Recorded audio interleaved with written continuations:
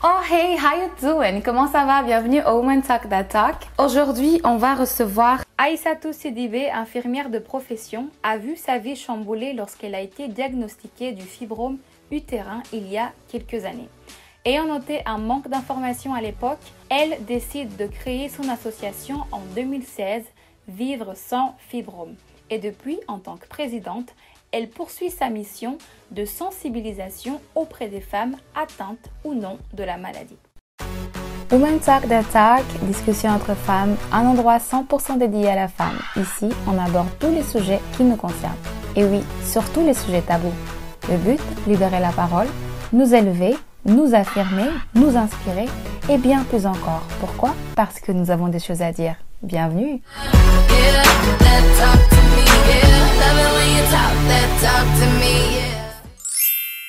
Comment ça va? Ça va? Franchement, je suis très contente qu'on fasse aujourd'hui ce tête-à-tête. Ouais, moi je suis contente aussi parce qu'en fait, comme on s'était dit au téléphone, c'est Vanessa qui m'a parlé de l'association. Moi, je connaissais un peu les fibromes, mais vraiment genre, oh, les fibromes, ça existe.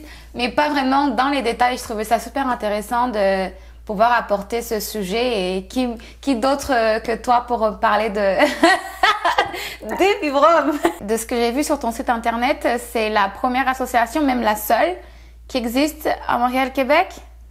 Oui, c'est la seule association qui existe, effectivement. Il existe aussi une association sur le fibrome utérin à Toronto. Donc, on n'est pas seul. À Paris aussi, en France aussi, il existe l'association Fibrome Info France. Aux États-Unis, il se passe aussi beaucoup, beaucoup de choses. Donc, en fait, on est vraiment dans une continuité de ce qui se fait un peu au niveau international. Et j'ai voulu amener l'idée ici lorsque je suis tombée malade il y a maintenant 6 ans. Et justement pour faire améliorer les choses à ce niveau-là, parce qu'il y avait beaucoup de lacunes, beaucoup de manque d'informations, de manque de sensibilisation. Moi, quand une femme me dit qu'elle ne sait pas ce que c'est que les fibromes utérins et que ça touche énormément des femmes, je pense qu'il y a encore beaucoup de travail à faire là-dessus.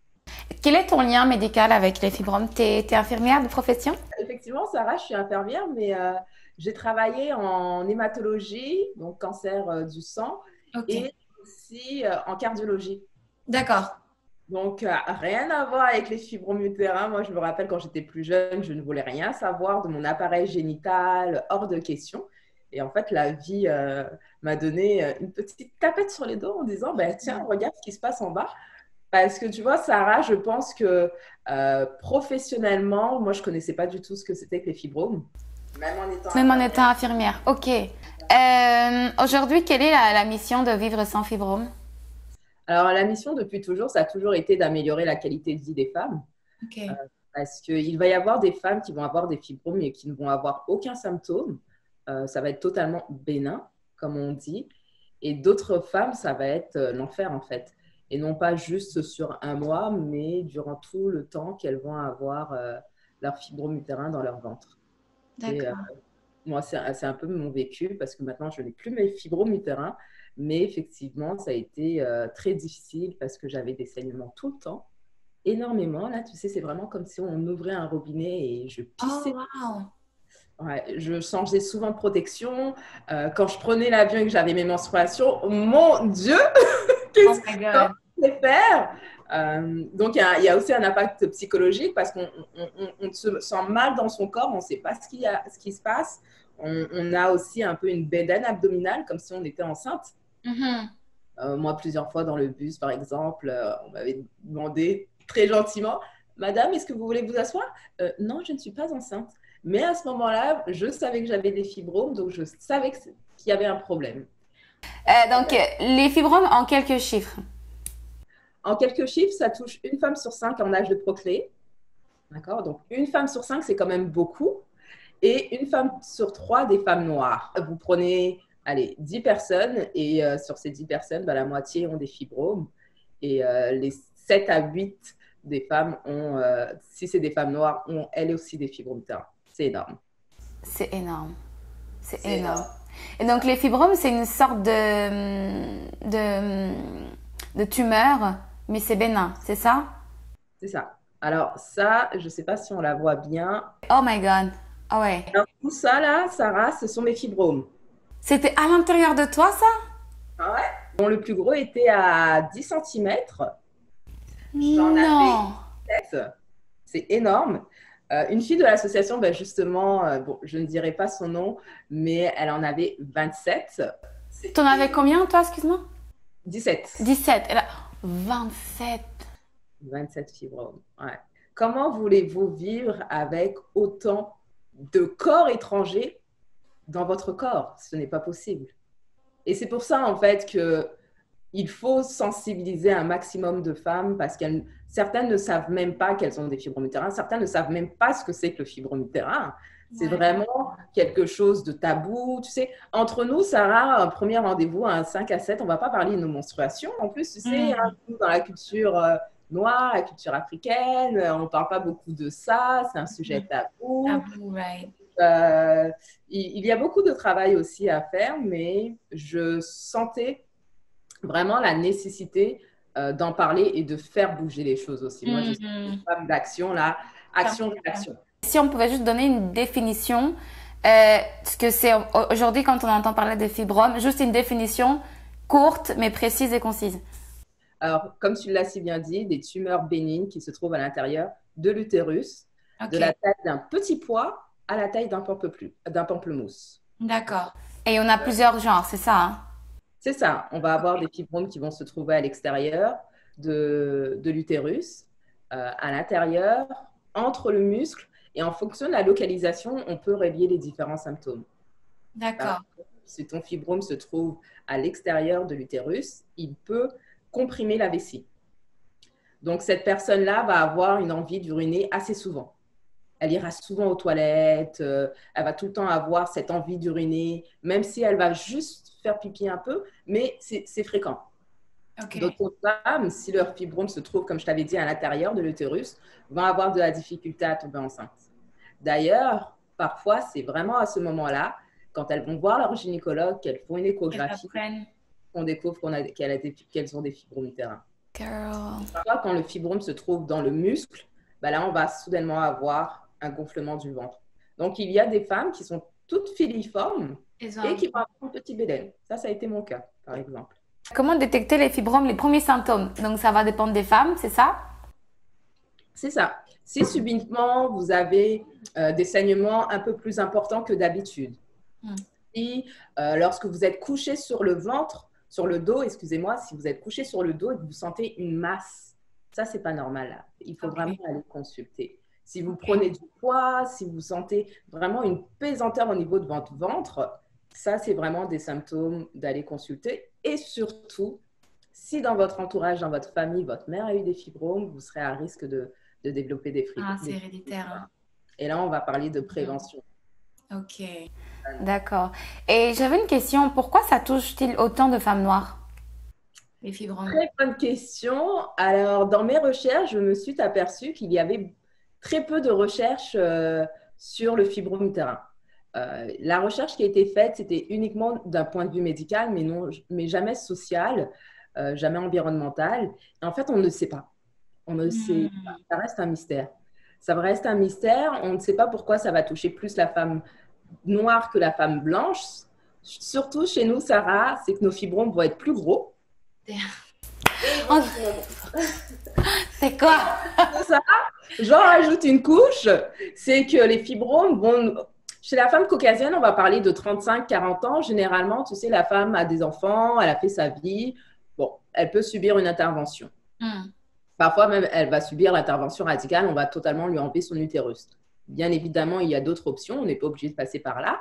Mais quand ça touche une jeune femme de 28 ans qui n'a jamais eu d'enfant, qui se fait opérer, et même si elle se fait opérer de ses fibromes utérins, on vous dit, mais il y a un risque que vos fibromes reviennent. Donc, plus on vous opère et plus vous... Tu as des chances de tomber enceinte. C'est ce qu'on appelle de l'adhérence. C'est quand même délicat pour une femme qui a un diagnostic de fibrome utérin à un âge où elle a un désir de fertilité. Mais c'est pas une fatalité. Voilà, le fibrome utérin n'est pas une fatalité. Il y a des choses à faire et ça commence par se prendre en main. Ok, donc en fait, quelqu'un comme moi qui n'est rien aujourd'hui, j'espère. Donc, ça veut dire que dans 1 an, 2 ans, j'ai même des risques, même en n'ayant jamais été confrontée ou héréditairement parlant, j'ai pas de lien dans ma famille. Est-ce que ça peut quand même m'arriver à une personne lambda comme moi? Totalement. Moi, Ok. j'ai 4 sœurs et j'ai été la seule à avoir des fibromes utérins. Et ma Ok. mère m'a dit, mais Aïssatou, t'as attrapé ça où? Ok. On n'attrape pas ça comme ça dans la rue. En fait, il y a plusieurs facteurs aussi. L'alimentation Ok. qui va avoir un impact, le stress qui va Ok. avoir un impact justement sur les fibromes. Tu sais, quand on dit des femmes qui mangent leurs émotions, là, donc, il Mhm. faut sortir parce que si vous gardez tout à l'intérieur, ben, à un moment donné, ça se place quelque part. Ok. Et l'utérus, c'est vraiment pour moi le deuxième cerveau de notre corps parce que c'est là où prend naissance la vie, un organe sacré qui contient beaucoup, beaucoup d'émotions et aussi toutes nos frustrations. Plus une femme va avoir aussi, va prendre de l'âge, plus elle sera à risque de développer des fibromes utérins. Et ça, d'un point de vue sociologique, c'est un peu normal. Hein. Tu sais, maintenant, Sarah, avant, on se mariait très jeune. Maintenant, on va un peu attendre. Ouais. Ah non, mais Dieu, non. Nos mères nous disaient, fais Ouais. attention, marie-toi jeune, sinon tu vas avoir des problèmes. Donc, peut-être que les fibromes utérins ont toujours existé. Bon, là, il y en a un peu. Ouais, et que c'était mal expliqué, on savait pas trop comment le nommer, ouais. C'est ça. Mm. Avec les perturbateurs endocriniens aussi, ça va faire en sorte que on va mettre des produits chimiques sur nos cheveux, on va mettre des produits chimiques sur notre peau, on va consommer des produits chimiques. Donc, ça fait en sorte que oui, il peut y avoir un risque d'apparition de fibromes utérins. Ok, donc, excuse-moi, je te coupe parce que là, ça m'a fait... Donc, tout ce qui est éclaircissant, les défrisants et tout pour les cheveux, ça peut augmenter le risque d'avoir des fibromes sur les femmes noires? Totalement. C'est vrai? Explique-nous ça, un petit peu. Par élimination également, mais une étude avait été faite aux États-Unis en 2012, justement sur le défrisant. D'ailleurs, je pense que vous allez pouvoir retrouver l'article qui mettait justement en évidence le lien entre les fibromes utérins et le défrisant. Il n'y a pas eu de contre-étude, mais oui, c'est même logique en fait qu'on puisse faire un lien entre le défrisant et les fibromes utérins parce que c'est chimique et c'est toxique, quoi. Donc, Ok.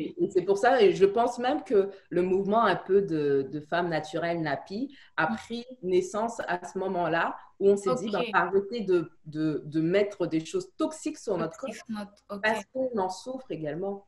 Donc, moi, ça a été un changement radical, là. Ça a été le naturel, ça a été l'hygiène de vie. Et ma sœur, d'ailleurs, en 2013, m'avait dit, ben, ça, c'est le défrisant. Et je sais qu'en France, quand j'étais retournée, ben, les femmes me disaient, ben, perturbateurs endocriniens, défrisants. Mais il faut plus de recherche pour qu'on puisse mettre le doigt dessus. Quels sont les traitements et la prise en charge de la maladie? Alors, le fibrome n'est pas une fatalité, Ok. clairement. Il y a des choses à faire. Il y a des choses à faire et cela nécessite une prise en charge holistique. Donc, par ça, on veut dire que vous pouvez très bien prendre des médicaments, mais vous pouvez aussi en même temps faire attention à ce que vous mangez. Dans l'alimentation, on va privilégier généralement une alimentation saine. On va diminuer tout ce qui est gras, tout ce qui est sucre. Moi, je sais que j'ai dû faire une cure de sucre assez rapidement parce que je gonflais à vue d'œil.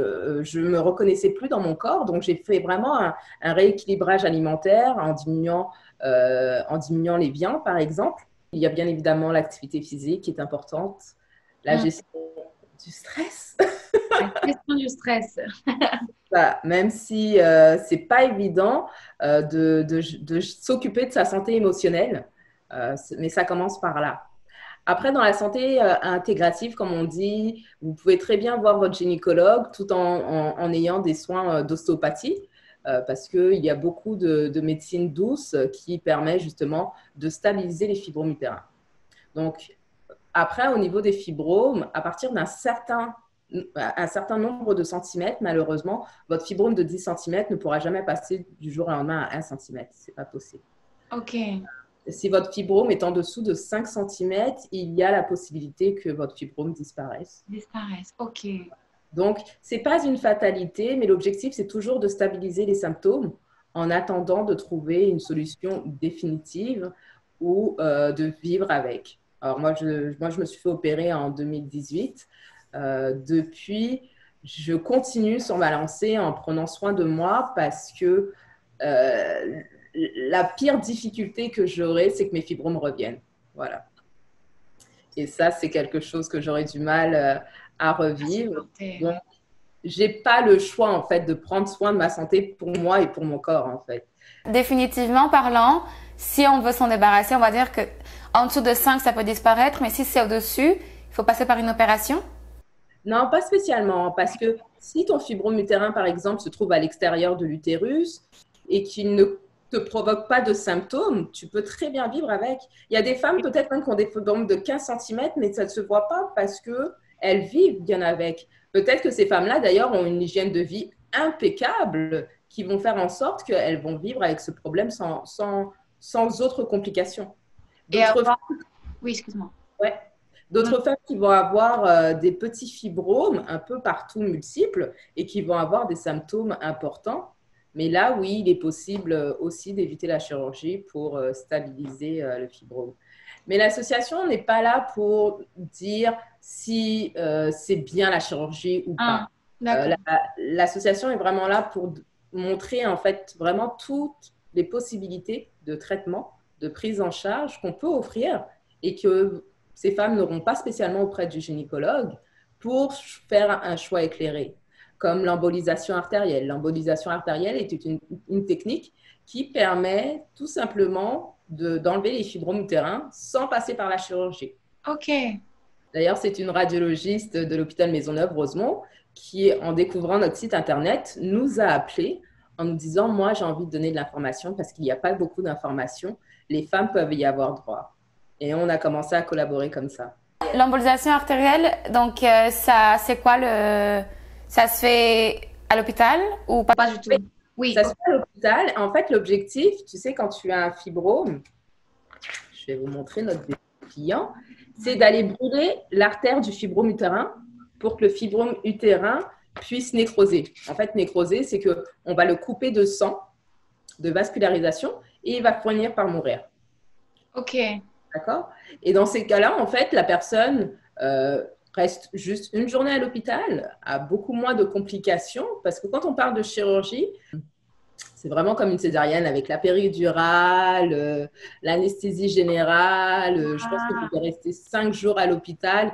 Et tu sais, Sarah, c'est à ce moment-là. Pourtant, j'étais dans l'association depuis 3 ans et je me suis dit, bon, on va voir comment ça va se passer. Peut-être que je ressentirai moins cette flamme à l'intérieur pour faire avancer l'association.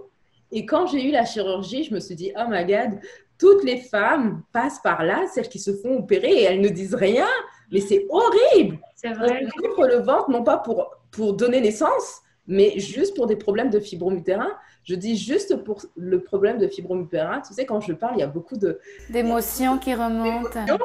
Parce que c'est tellement énorme là, et il y a tellement peu de choses, et on banalise tellement la maladie que si vous mettez-vous à la place de ces personnes qui en souffrent, et vous comprendrez en fait que c'est un calvaire et qu'il faut surtout faire quelque chose parce que c'est pas normal.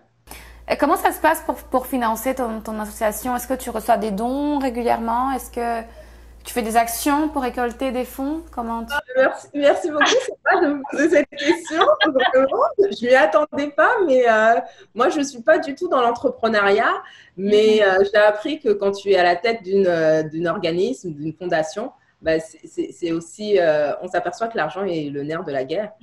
Parce que si on veut faire, quand on met des actions en place, bah, ça prend des moyens et ça prend des moyens financiers. Ouais. Et tu sais, Sarah, au sein de l'association, on est tous des bénévoles, personne n'y travaille. Et on a beaucoup de difficultés parce qu'on n'est pas beaucoup aidés. On n'est vraiment pas beaucoup aidés. On marche seul. Et à l'heure actuelle, l'association ne dispose d'aucun financement.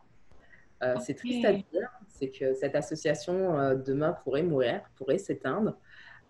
Parce que pas de financement, pas d'association, malheureusement. Oui. Cette année, on a beaucoup travaillé, on a même dépensé pour aller chercher un numéro de charité qui nous permet justement de faire des reçus d'impôts. Donc, vous avez juste à aller sur notre site internet, lire un peu les témoignages, voir le travail qu'on fait et vous pouvez donner un don de 5, 10, 15, 20 dollars, quel que soit le montant. Ça va permettre de servir justement à continuer nos activités. Le Canada a reconnu vraiment le fibromutérin comme un problème de santé publique. C'est pour ça justement qu'on a été reconnu comme un organisme de bienfaisance. Maintenant, il faut aussi que le Québec fasse sa part des choses, nous entende les souffrances et nous donne les moyens pour le faire. Ouais. Quel est l'impact dans la vie d'une femme au quotidien? Menstruation, grossesse, rapport sexuel, clairement parlant. Des douleurs aussi, justement, des douleurs au niveau pelvien, donc tout le bas du ventre, pendant les rapports sexuels aussi. Donc ça, c'est vraiment au niveau des symptômes, mais après, il y a aussi la perception au niveau de l'estime de soi, tu sais. Il y a des femmes qui vont être obligées de changer, elles ne vont même pas s'assumer parce que justement, elles ne se reconnaîtront plus dans le miroir. Et pour les femmes qui sont enceintes, celles qui ont subi une chirurgie, donc avec une cicatrice, le regard de l'autre, le regard de l'homme, peut être difficile aussi à accepter. Donc, il y a tout un travail mental aussi à faire et c'est pour ça justement qu'on veut créer un volet au niveau santé mentale pour accompagner ces femmes-là, afin de leur redonner vraiment du pouvoir. Et moi, tu sais, hein, je suis vraiment passée par toutes les étapes, mais vraiment toutes les étapes du diagnostic à la chirurgie, au post-chirurgie, où je pensais que j'allais retrouver mon corps, mais non, pas du tout. Il fallait encore que je continue à travailler, parce que quand on lâche prise, bah, c'est là que tout arrive. Mais je suis contente aujourd'hui parce que je sais que je suis en santé et je sais que ici tout va bien et dans la tête aussi. Tout va bien aussi, ouais. Quand une femme a des fibromes et qu'elle tombe enceinte, parce qu'il y a un risque de fausse couche, donc ça aussi, il faut le savoir, faut le dire, hein, faut vraiment soi-même se dire, bah tiens, j'ai des fibromes, j'ai une grossesse, il faut vraiment que je me surveille et demander au médecin quels sont les symptômes à surveiller dans des cas comme ça. Wow. D'ailleurs, vous pouvez lire un très bel article d'une jeune femme, Sandrine, qui avait fait 2 fausses couches à cause de fibromutérin. Vraiment, sa souffrance avait été banalisée. Et finalement, là, elle est maman de 2 enfants. Oh, ça c'est bien. Oui, une belle fibromèle. Donc, tout est possible. Tout est possible et il ne faut pas se décourager. À partir du moment où on décide de s'informer et surtout agir. Agir pour sa santé. Est-ce que les fausses couches, ça a plus de risques quand on est plus vieille, genre au-dessus de 35, 36? Ouais, il y a toujours un risque justement parce que les grossesses tardivement vont faire en sorte justement que… Pourquoi tu rigoles, Sarah? Parce qu'en fait, je rigole pas, c'est un rire nerveux parce que je me dis, en fait, on est on vit dans des temps où les femmes n'ont plus forcément des enfants avant la trentaine. Enfin, il y en a encore beaucoup, mais une bonne partie comme celles qui sont vachement actives, ça se commence genre à 35, 33. Tu vois, donc tu te dis, bon, bah, ça met un petit coup de stress, mais c'est pour ça que c'était un rire nerveux, mais c'était pas… Tu sais, il y a des gynécologues africains qui, pour eux, la solution, c'est de conseiller aux femmes de faire des enfants tôt, en fait. C'est vraiment ça, et c'est de réprimander les femmes au-delà de 35 ans. Ben oui, mais vous auriez dû faire des enfants tôt. Mais la solution n'est pas là, parce qu'il y a même des femmes qui, bien plus jeunes, vont avoir aussi des fibromutérin. Il y a un gynécologue sénégalais qui qualifiait les fibromutérins de toile d'araignée. L'utérus vieillit et donc, en fait, les fibromes vont prendre un peu la place de toile d'araignée. C'est pas vrai. Donc, ça va loin. Quand tu lis ça, tu te dis, mon Dieu, on a encore beaucoup de travail à faire. Il y a du travail, là, du chemin. Si on veut faire un résumé de tout ça, pour mieux gérer la maladie, avant d'aller se faire opérer, il y a des choses qui peuvent être faites comme prendre soin de sa santé, surveiller son alimentation, quoi d'autre? Voir d'autres professionnels de la santé. Vous trouverez beaucoup d'informations et d'articles sur notre site internet aussi. Devenir membre, parce que ça aussi, c'est possible. C'est gratuit en plus en ce moment. Pour rencontrer d'autres femmes aussi. Tu sais, vraiment, cet esprit d'entraide entre nous. Bah, tiens, moi, j'ai eu ça, donc je te conseillerais ça. Ça, c'est des choses. Ouais. Ou même à cela, bah, tiens, juste avoir l'information de qu'est-ce qui est possible, de qui tu es allé voir. C'est intéressant aussi de créer cet espace. Ouais. Comment vois-tu l'avenir de vivre sans fibrome? Je pense que c'est un bel avenir qui s'attend pour l'association. Parce que quand on fait du bien, forcément, bah, ça nous ça vient nous chercher et Dieu fait en sorte que les choses se placent d'elles-mêmes. Maintenant, ça nécessite quand même beaucoup de travail, peut-être beaucoup trop de travail pour les efforts qu'on fournit. Mais je pense vraiment qu'à partir du moment où nous serons tous solidaires, aussi bien les professionnels que les femmes, que la communauté noire, mesdames, ben, les choses iront mieux. Pour nous, pour nos enfants, pour nos filles, et c'est important. C'est important qu'on soit tous ambassadeurs. Il se passe beaucoup de choses en plus en ce moment. Comme je dis, il est temps vraiment qu'on se réapproprie notre santé et la santé gynécologique et de parler des vraies choses, des vrais sujets. On va terminer cet épisode. Merci beaucoup à tous ceux qui ont suivi donc l'épisode sur les fibromes. N'hésitez pas à me suivre sur Instagram, sur Facebook, sur YouTube et à vous abonner surtout. On se retrouve dans le prochain épisode. Aïssatou, merci beaucoup d'avoir été là encore une fois. Je suis devenue une nouvelle ambassadrice de Fibres sans Fibromes. Je suis contente. Une fibromelle.